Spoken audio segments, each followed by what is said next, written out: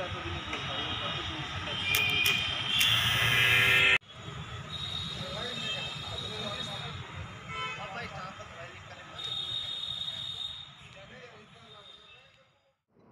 द्वारा लगाए हैं, क्या उन पे लिखा है?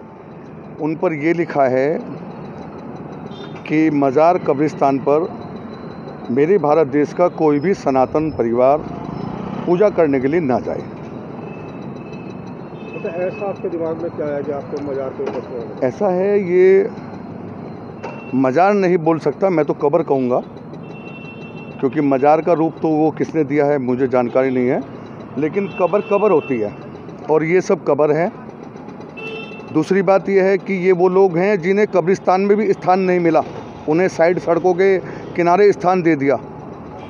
उन लोगों की मैं पहली तो बात तो यह है कि अपने पूरे भारत देश के सनातन परिवारों से ये अनुरोध करूँगा कि कोई भी सनातन परिवार, हमारे यहाँ इतने मंदिर हैं, आस्था के केंद्र हैं, आप वहाँ जाइए, परिवार को लेकर के जाइए, लेकिन प्लीज़ मेरी आपसे हाथ जोड़कर विनती है कि किसी भी कब्र को पूजने के लिए ना जाए।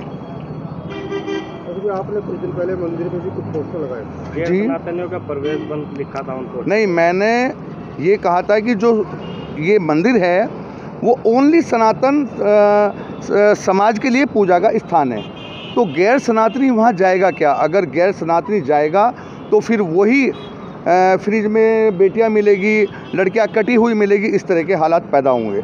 तो उसके ऊपर अगर मैंने एक रिक्वेस्ट की है तो शायद कोई गलत भी नहीं किया है। तो आगे आपकी मुहिम अभी कहाँ तक जाएगी? अभी ये मुहिम बहुत बड़ी जाएगी, क्योंकि मैं पिछले कई सालों से इस चीज़ पे विचार कर रहा हूँ कि जो हमारा सनातन समाज, बहुत जगह देखा है मैंने, तितावी पीर पर देखा है, 9 गजे पीर पर देखा है, बड़ी दीपावली का त्यौहार आता है, हमारी बहन बेटियां बहुएं वहाँ पर जो है पूजा करने के लिए जाती है। मैंने इस साल समझाया भी है तितावी पीर पर कि बेटे आप अपने बच्चों को क्या संस्कृति सिखाएंगे? बड़े दीपावली इतना बड़ा हमारा त्यौहार है, आप घर में गोबरी फिरिए, अपने पितरों का स्थान अपने वहाँ जो है पूजा कीजिएगा और घर में एक अच्छा खाना बना करके गौ माता को जो है खिलाइए। ये पीर क्या है, ये इनका इतिहास क्या है?